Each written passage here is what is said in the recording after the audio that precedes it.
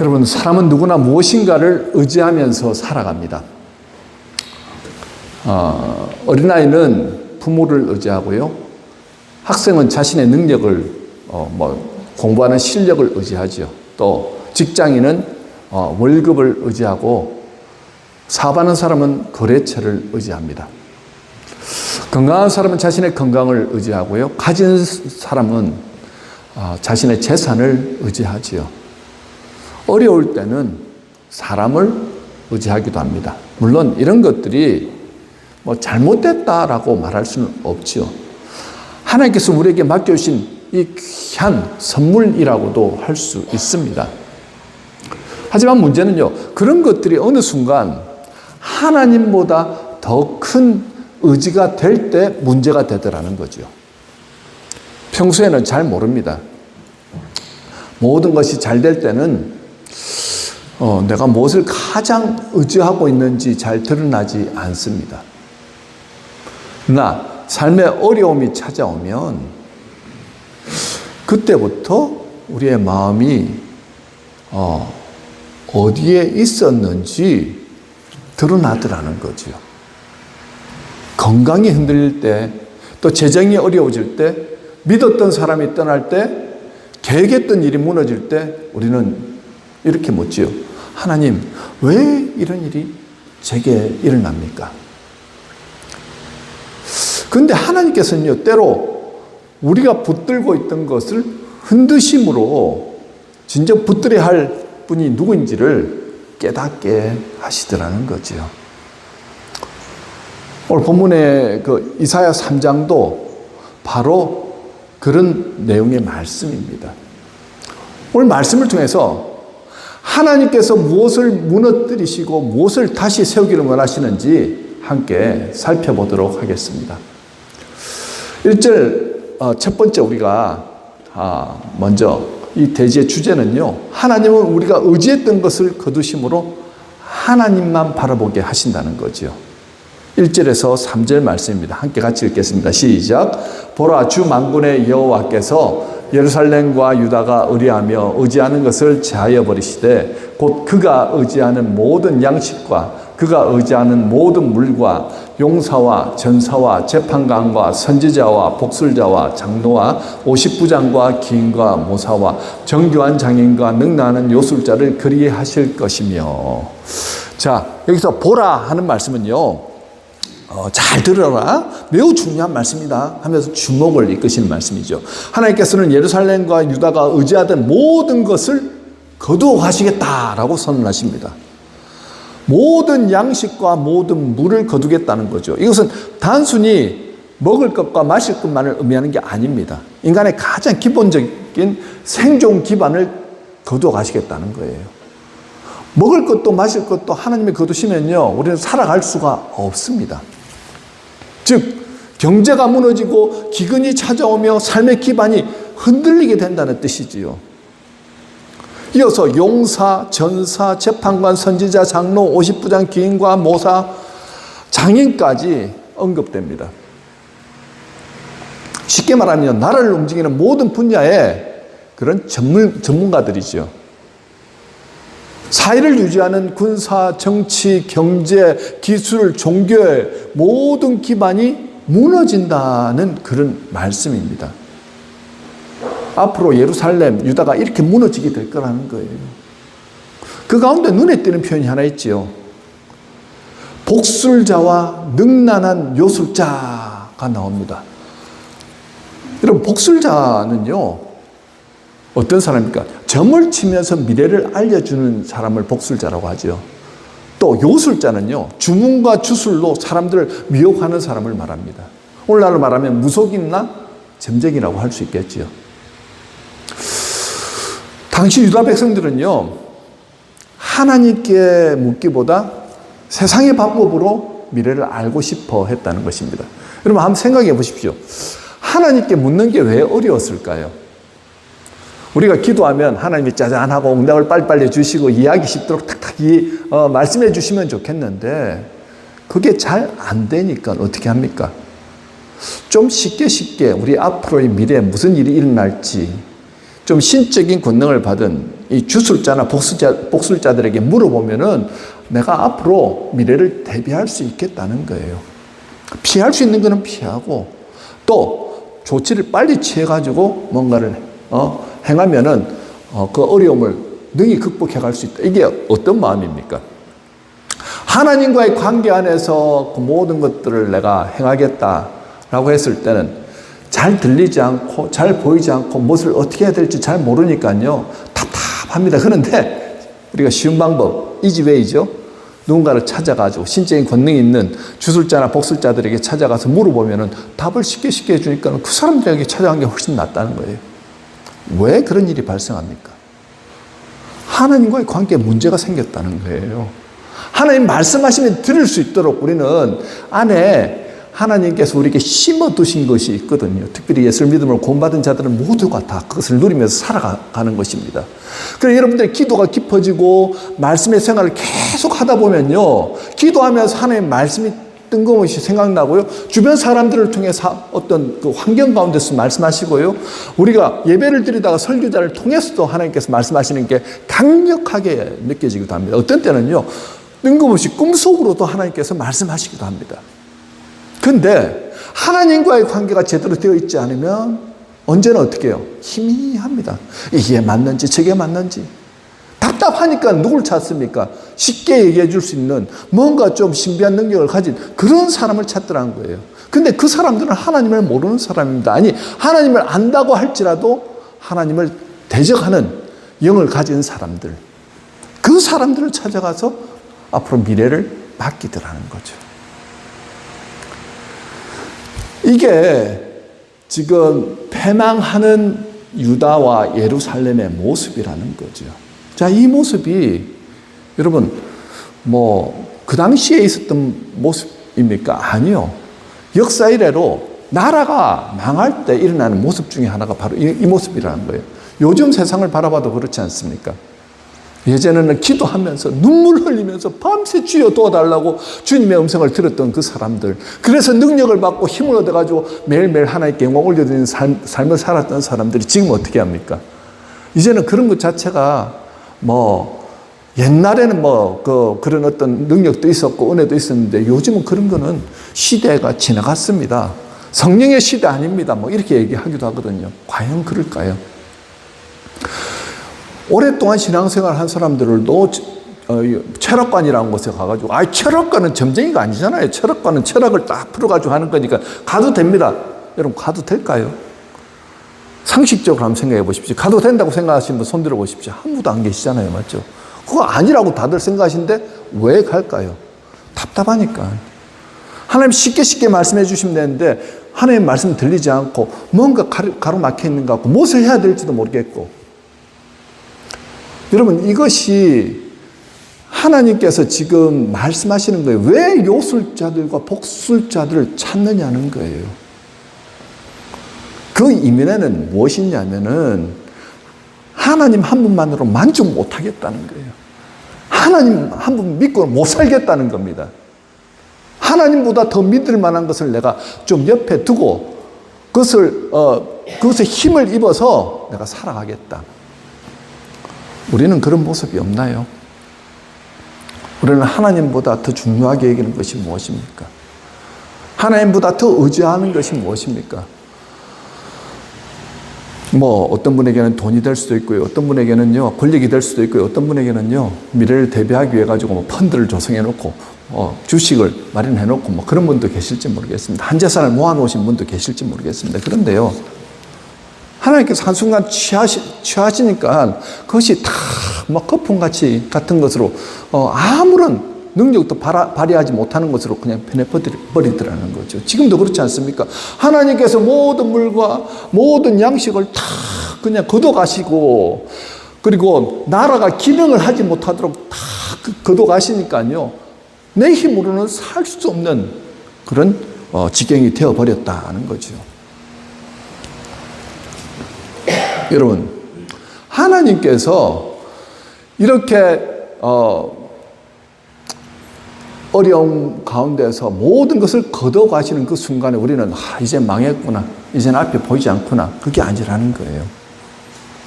설사 그러한 때가 온다 할지라도 빨리 돌이키고 하나님께 돌아가면 살 길이 열린다는 것입니다. 그런데도 나는 내 힘으로 살아보겠다라고 끝까지 자기의 힘과 능력을 의지하며 살아가는 분들에게는 더 이상 소망과 희망이 없다는 거예요. 히스기야 왕 때 일입니다. 당시 아시리아는요, 세계 최강의 국가였습니다. 지금으로 말하면 미국 정도 되는 아주 강력한 국가였죠. 주변 나라들은요, 하나둘씩 아시리아 앞에 무너졌습니다. 바로 옆에 있던 북이스라엘이요, 이 아시리아에게 무너진 거예요. 이제 남유다도 그들의 공격을 받게 되었습니다. 히스기야는 처음에는요, 하나님보다 현실적인 방법을 먼저 붙잡았습니다. 아시리아의 마음을 돌려보려고 성전 문과 그 기둥에 이렇게 있던 완전히 금도금으로 했던 그 모든 금칠했던 걸 다 이렇게 깎아가지고 그 금을 벗겨서 녹여가지고 조공으로 다 바친 거예요. 이 정도를 주면 저들이 침공하지 않을 것이다. 전쟁을 피할 수 있을 것이다. 그렇게 생각했습니다. 그러나 결과는 어땠습니까? 조공을 받았다고 해서 그들이 침범하지 않는 게 아니라는 거예요. 물러가지 않았습니다. 오히려 더 큰 군대를 보내서 예루살렘을 포위하고 그리고 하나님까지 모욕하면서 항복하라고 그렇게 요구했습니다. 사람이 의지했던 방법은 결국 두려움을 없애주지 못하더라는 거예요. 아무런 방법도 통하지 않더라는 거죠. 그때 히스기야는 더 이상 의지할 것이 없었습니다. 그는 성전으로 올라가 아시리아 왕의 그 협박 편지를 하나님 앞에 딱 펼쳐놓고 하나님 앞에 기도하죠. 하나님, 이제는 제가 할 수 있는 건 아무것도 없습니다. 이 문제는 하나님께서 해결해 주셔야 합니다. 하나님 도와달라고 밤새 울부짖으며 하나님 앞에 부르짖었습니다. 그때 하나님께서 선지자 이사야를 통해서 응답하시지요. 그날 밤 여호와의 사자가 아시리아 진영에서 18만 5천 명을 치시더라는 거예요. 어떻게 뭐라고 설명할 수 없습니다. 자중질환이 일어난 거예요. 자기들끼리 치고 하면서 그 18만 5천 명이 한순간에 그날 밤에 다 죽게 됩니다. 아시리아의 그 사네립 왕은요, 이 수치를 당한 채 자기 나라로 돌아가게 되죠. 자, 하나님께서 처음부터 히스기야를 도와주시면 좋을 것 같은데 왜 처음에는 침묵하셨을까요? 자, 그들 마음 가운데 그들이 경제력도 있었고 나름대로는 군사력도 있었고 나름대로는 아주 잘 산다고 생각했는데, 그래서 하나님을 온전히 의지하던 그 믿음이 나중에는 자신도 모르게 자신을 의지하는 믿음으로 바뀌더라는 거죠. 인간적인 방법으로 해볼 거 다 해봤는데 안 되니까 결국 하나님께로 돌아가죠. 하나님 도와달라고. 히스기야가 사람의 방법을 내놓고 하나님을 의지하게 되었을 때 결국 하나님의 능력이 나타나더라는 것입니다. 우리도 마찬가지죠. 여러분, 우리가 지금 어떤 어려움을 당해야지만 하나님 도와달라고 하는 그런 모습들이 예나 지금이나 다 비슷한데요. 우리의 모습 가운데 그런 모습은 없느냐 하는 것입니다. 꼭 두들겨 맞고 나서야 정신 차리고 하나님 도와달라는 모습이 아니라 매일의 삶 가운데서 과연 내가 하나님과 소통하고 있느냐, 하나님의 음성을 듣고 있느냐, 하나님 말씀대로 순종하느냐, 여러분 이게 얼마나 중요한지 모릅니다. 우리는 이 땅 가운데서 혼자 살아갈 수 없는 사람입니다. 그리고 우리 보고 혼자 살아가지 말라고 성령께서 우리 안에 임재하시면서 우리를 도우시고 계시다는 거예요. 그 성령 하나님은요, 천지를 지으신 삼위일체 하나님 중에 한 분 아니십니까? 늘 항상 우리를 돕고 우리를 인도하시고 우리를 보호하시는 분이십니다. 그런데 우리는 나도 모르는 사이에 나의 능력, 나의 생각, 나의 계획, 나를 의지하며 살아가고 있지 않느냐는 거예요. 세상의 가치관을 의지하면서 나 좋을 대로 살아가고 있지 않느냐는 것입니다. 근데 하나님은요, 정신 차리라고 어떻게 하십니까? 오늘 예루살렘과 유다에게 주시는 이 고통스러운 일들을 통해서 너희들 돌아오라고 말씀하죠. 우리에게도 마찬가지라는 것입니다. 우리 보고 너 안 돼, 너는 이제 멸망해야 돼 하고 멸망하라고 고통을 주시는 게 아니죠. 정신 차리지 못할 때 한 대 치면서 너 다시 돌아와, 이렇게 말씀하시는 순간이 온다는 거예요. 그래서 두들겨 맞고 그렇게 돌아오는 우리들의 모습이 아니라 어떻게 해요? 매일매일의 삶 가운데서 나는 하나님 없으면 살아갈 수 없는 존재입니다. 주님의 인도하심 따라가서 살아가겠다고 결단하며 나가신 저와 여러분이 되시길 주님의 이름으로 축원합니다. 아멘. 우리 두 번째 살펴볼 건요. 4절에서 7절의 내용인데 하나님을 떠난 공동체는요. 질서를 잃어버립니다. 그런데 하나님께 돌아갈 때는 다시 회복이 시작되더라는 거지요.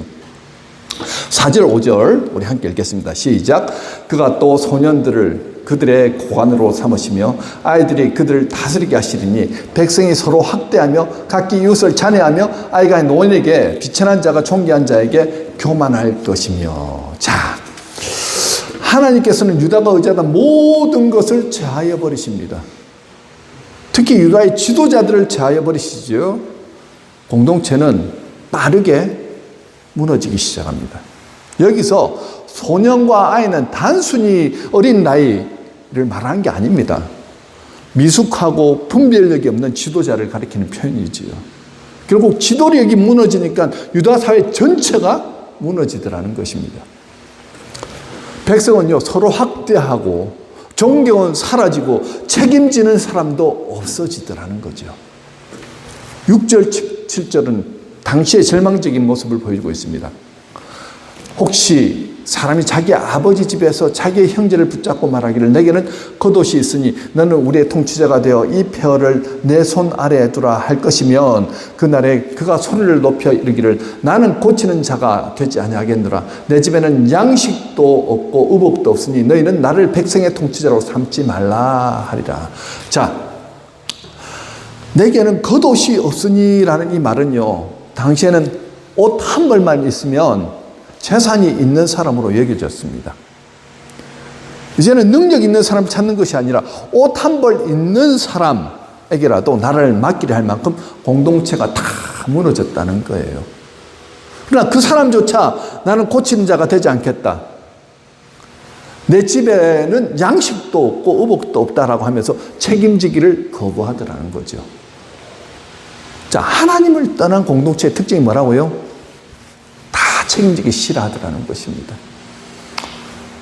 가정도 마찬가지고요.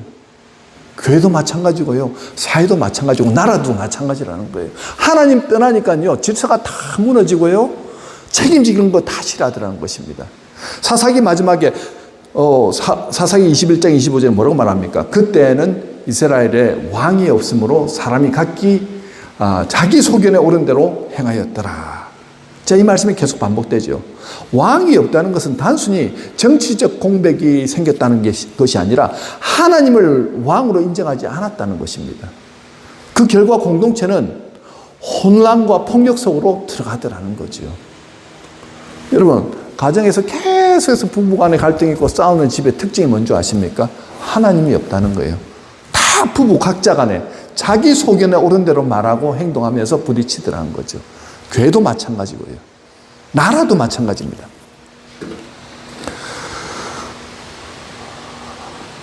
오늘날에도 하나님 없는 인간의 질서가 얼마나 쉽게 흔들릴 수 있는지를 우리는 볼 수 있지 않습니까? 여러분, IT라는 나라 알죠? IT. 2010년 강력한 지진으로 IT는 큰 피해를 입었습니다. 그러나 지진 이후에 드러난 더 큰 문제는요, 단순히 자연재해만이 문제가 아니라는 거죠. 오랜 시간 쌓여온 그 정치적 불안, 부패, 가난, 그 약한 국가의 시스템, 또 재난 이후 사회 전체를 더욱 이렇게 어렵게 만들더라는 거죠. 물론 우리는 그 IT의 그 재난이, 지진이 하나님께서 IT를 심판하셨다고 함부로 그렇게 말할 수는 없습니다. 성경은 모든 고난을 단순히 그 죄의 결과라고 그렇게 말씀하지 않기 때문이죠. 그러나 IT의 모습은요, 우리에게 중요한 교훈을 줍니다. 하나님을 떠난 인간의 힘과 제도는 아무리 강해 보여도 결국은 무너지더라는 거예요. 지도자가 무너지고 질서가 흔들리고 사람들이 서로를 의지하지 못합니다. 신뢰하지 못하더라는 거예요. 공동체는 빠르게 무너지기 시작하더라는 거죠. 정부가 제대로 기능을 못하니까 어떻게 됩니까? 갱당들이 90%가 도시를 점령해 버립니다. 심지어 대통령까지 암살하더라는 거예요. 백성들은 도저히 못 살겠다고 결국은 주변의 나라로 피난을 갑니다. 이사야 시대의 유다도 비슷하다라는 거죠. 그들은 하나님보다 사람의 힘과 세상의 그 방법을 더 의지했다는 것입니다. 하나님이 없으니까요, 다 갖기 좋은 대로 자기가 왕이라고 하면서 자기 마음대로 살더라는 거죠. 그러니까 지도력이 무너지고 공동체의 질서가 흔들리기 시작하더라는 거죠. 여러분, 우리의 가정과 교회 그리고 우리의 삶은 무엇을 위해서 세워져 있냐는 것입니다. 돈입니까? 사람의 능력입니까? 세상의 지혜입니까? 아니면 하나님입니까? 하나님께서 중심이 되지 않는 곳에는요, 결국 혼란이 찾아온다는 거예요. 그러나 하나님께 돌아가는 곳에는 다시 질서가 세워지고 회복이 임하더라는 거죠. 오늘 우리 삶의 왕자를 다시 하나님께 내어드리면 회복이 다시 온다는 것입니다. 내 생각보다 하나님의 말씀을 앞세우고 내 방법보다 하나님의 뜻을 구하며 살아가기 시작할 때야 비로소 하나님의 은혜가 임한다는 거예요. 자, 시작은 누구로부터 시작되어야 할까요? 여러분, 오늘 이 예배에 참석한 바로 저와 여러분, 나로부터 시작되어야 된다는 것입니다. 하나님께서 다스리는 나, 결국 내가 회복되면 하나님께서 다스리는 가정이 되고요, 하나님께서 다스리는 교회가 되고요, 하나님께서 다스리시는 인생이 되더라는 거죠. 하나님께서 다스리는 삶은 결코 무너지지 않습니다. 여러분, 하나님께 돌아갈 때 회복이 시작된다는 사실 꼭 기억하시기 바랍니다. 아멘. 자, 세 번째는요, 8절에서 12절인데 하나님은 심판 가운데서도 의인을 기억하시며 남은 자를 통해서 회복을 이루신다는 것입니다. 8절을 보시겠습니다. 예루살렘이 멸망하였고 유다가 엎드려졌음은 그들의 언어와 행위가 여호와를 거역하여 그의 영광의 눈을 범하였음이라. 하나님께서 유다가 왜 무너졌는지 분명하게 말씀하십니다. 그들의 말이 입으로 하나님을 거역했다는 거예요. 또 그들의 행동이 하나님을 떠났다는 것입니다. 특히 그의 영광의 눈을 범하였다는 표현은요, 하나님께서 지금 모든 것을 보고 계시잖아요. 그럼에도 불구하고 사람들은 하나님을 두려워하지 않고 마음껏 죄를 범했다는 것입니다. 여러분, 우리가 사람의 눈은 피할 수 있어도 여러분 비밀스러운 장소에서 여러분 짓는 그 모든 죄에 대해서 하나님 그대로 보고 계십니다. 하나님께서는요, 우리의 겉모습뿐 아니라 마음의 중심까지도 정확하게 보고 계시다는 거지요. 숨길 수가 없습니다.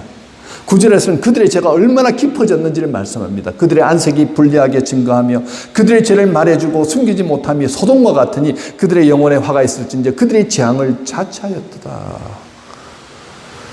자, 여기서 안색이 불리하게 증가하며 이게 무슨 말입니까? 죄가 너무 깊어져서 이거 숨길 수 없는 상태가 되더라는 거예요. 여러분, 술에 중독된 사람들은요, 처음에는 숨길 수 있죠. 근데 시간이 지나면 지날수록 술 냄새 때문에 아니면 정상적인 생활을 하지 못하잖아요. 요새는 마약이 한국에 엄청나게 퍼져 있는데 이 좀비 같은 그런 상황으로 막 이렇게 뉴스에 나오고 하잖아요. 지금 한국에서 그런 일들이 일어나고 있거든요. 나중에는요, 숨기려고 해도 숨길 수가 없는 거예요. 죄를 지었다는 그 사실을 예전에는 숨기려고 했는데 이제는 숨겨지지 않더라는 거죠. 죄를 아예 부끄러워하지도 않습니다. 죄에 대한 두려움이 사라지고요, 하나님보다 자신의 욕망을 더 중요하게 여기게 되더라는 거죠. 12절은 당시의 영적 현실을 이렇게 마무리합니다. 내 백성을 학대하는 자는 아이요 다스린 자는 여자들이라. 내 백성이요 내 인도자들이 너를 유혹하여 네가 다닐 길을 어지럽히느니라. 자, 이 표현은요, 여성을 비하하는 표현이 아닙니다.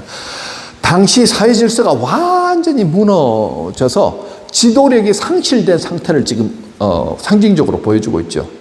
백성을 바른 길로 인도해야 할 지도자들이 오히려 미혹하여서 길을 잃게 만들더라는 것입니다. 여러분, 정말 절대 절망의 상황이라는 거죠. 그런데 심판의 말씀 가운데 하나님께서 오늘 놀라운 은혜의 말씀을 또 허락하시거든요. 우리 10절 11절 같이 읽도록 하겠습니다. 시작. 너희는 의인에게 복이 있으리라 말하라. 그들은 그들의 행위의 열매를 먹을 것이며 악인에게는 화가 있으리니 이는 그의 손으로 행한 대로 그가 복을 받을 것임이니라. 자, 악인들에게는 회복의 기미가 없다는 거예요. 그렇지만 의인에게는 복이 있다는 거죠. 나라 전체가 흔들리고 무너지는 상황 속에서 하나님은 의인을 잊지 않으시더라는 것입니다. 하나님께서는 시대가 어둡다고 해서 모든 것을 포기하시는 분이 아니십니다. 언제나 하나님은 하나님을 경외하는 사람들을 남겨두시고 그들을 통해서 하나님의 뜻을 이루어 가신다는 거예요. 이것이 성경이 말하는 remnant, 남겨진 자라는 뜻입니다. 남은 자는요, 단순히 숫자가 적게 남은 것을 의미한 게 아니죠. 세상의 흐름을 따라가지 않고 끝까지 하나님을 붙드는 사람입니다. 자신의 힘이 아니라 하나님의 약속을 믿는 사람들이라는 거예요. 환경이 어려워져도 믿음을 포기하지 않는 사람들입니다. 뭐 대표적인 사람 누가 있습니까? 노아 있지 않습니까? 세상에 죄악이 가득해졌는데 노아는 하나님과 동행했습니다. 그 노아를 하나님께서 어떻게 따로 떼어서 그의 가족을 통해 가지고 구원하시고 하나님의 나라를 이루어 가시죠. 아브라함 마찬가지 아닙니까? 하나님께서 갈대아 우리에서 아브라함 한 사람을 부르셨습니다. 세상적으로 보면 한 사람에 불과했지만요, 하나님께서 그 믿음을 통해서 모든 민족이 복을 받게 하는 놀라운 일을 그 한 사람을 통해서 이루어 가시더라는 거죠. 엘리야 시대도 그러지 않았습니까? 이스라엘 전체가 우상숭배로 혼란스러울 때 하나님께서 엘리야에게 말씀하십니다. 하나님, 내가 죽겠습니다. 모든 선지자들이 다 죽었습니다. 하나님을 섬기는 사람들이 없는 것 같습니다. 그럴 때 하나님께서 뭐라고 말합니까? 그러나 내가 이스라엘 가운데 7,000명을 남기리니 다 바울에게 무릎을 꿇지 아니하고 다 바울에게 입맞추지 아니한 자니라. 사람의 눈에는 하나님을 따르는 사람이 아무도 없는 것처럼 보이지만요, 하나님께서는 보이지 않는 곳에서 믿음을 지키는 남은 자를 준비하고 계시더라는 거죠. 또한 바벨론 포로 시기에도 하나님께서 남은 자를 통해서 어떻게 해요? 예루살렘으로 돌아가게 한 다음에 예루살렘을 다시 회복시키죠. 하나님의 나라를, 포로에서 돌아온 그 사람들을 통해 가지고 하나님 나라를 세워나가시더라는 것입니다. 어떤 사람입니까? 나는 하나님 뜻 안에서, 하나님 말씀 안에서 살아가겠다는 바로 그 사람을 통해서 하나님께서 놀랍게 역사하시더라는 거죠. 여러분, 하나님 지금도 남은 자를 통해서 일하십니다. 세상에 하나님보다 돈을 사랑할 때 하나님을 사랑하는 사람, 세상이 자기 뜻대로 살아갈 때 말씀에 순종하는 사람, 세상이 흔들릴 때 믿음의 자리를 지키는 바로 그 사람 찾으신다는 거예요. 우리에게 중요한 것은요, 세상에서 얼마나 많은 것을 가지고 있느냐가 아닙니다. 하나님 앞에서 우리가 어떤 믿음으로 서 있느냐 하는 것입니다. 오늘 우리는 스스로에게 물어야 합니다. 나는 세상의 흐름을 따라가는 사람입니까? 아니면 하나님께 붙들려 있는 사람입니까? 하나님께서 믿음을 지키는 한 사람을 통해서 결국 가정을 세우시고요, 교회를 세우시고요, 시대를 변화시켜 나가시더라는 것입니다. 어두운 시간 속에서, 어두운 시대 속에서도 하나님을 경외하는 남은 자로 살아가시는 저와 여러분이 되었으면 좋겠습니다. 우리의 믿음을 통해서 하나님께서 다시 회복의 역사를 이루어 가신다는 거예요. 답답하십니까? 막막하십니까? 다시 하나님께로 나아가십시다. 남은 자로서 끝까지 믿음을 붙들고 나아가실 때 하나님 우리를 통해서 놀라운 역사를 이루어 가신다는 거예요. 여러분, 이 사람이 바로 오늘 본문에 나오는 의인은 복이 있나니라고 한 바로 그 의인이 바로 이 남은 자들, 끝까지 믿음을 지키는 자들입니다. 말씀했습니다. 여러분, 오늘 이사야 3장을 무너짐으로 시작하지만 절망으로 끝나는 말씀이 아닙니다. 하나님께서 예루살렘과 유다가 의지했던 것을 거두신 것도, 공동체의 질서가 무너지도록 허락하신 것도 단순히 그들을 심판하시기 위함이 아니라는 거죠. 하나님을 떠난 백성이 다시 하나님께 돌아오기를 원하셨기 때문입니다. 그리고 하나님께서는 심판 가운데서도 의인을 잊지 않으셨다는 거죠. 언제나 하나님을 경외하는 남은 자를 남겨두시고 그들을 통해서 하나님의 역사를 다시 이루어 가신다는 것입니다. 오늘 우리에게 주신 말씀이 무엇입니까? 다시 돌아오라는 거예요. 다시 하나님 뜻대로 살아가라는 거예요. 오늘 여전히 하나님 함께 하십니다. 그냥 듣는 것으로 끝내지 마시고요, 주님 맞습니다. 다시 내가 주님의 말씀 붙잡겠습니다. 다시 주님 앞에 기도하며 나가겠습니다. 모든 순간이 주님과 함께 하겠습니다. 여러분 이렇게 결단하시면서 나아가실 때 바로 그분들이 하나님을 의지하는 자, 의인 그리고 믿음의 사람으로서 하나님 앞에 귀하게 쓰임받는 사람이 된다는 거죠. 회복은 우리의 능력에서 시작되는 것이 아닙니다. 하나님께서 다시 하나님께 우리가 돌아갈 때 시작이 되더라는 거죠. 어떤 사람요? 하나님 붙드는 한 사람, 믿음을 지키는 남은 자, 그 한 사람을 통해서 하나님 회복하시고 교회를 회복하시고 시대를 회복하십니다. 여러분 하나님 무너진 삶을 회복하시는 하나님이심을 믿으십니까? 오늘 그 삶이 우리 이 한 주간 저와 여러분의 삶 가운데서 이루어질 줄 믿습니다. 믿음으로 승리하신 저와 여러분 되시길 주님의 이름으로 축원합니다. 아멘.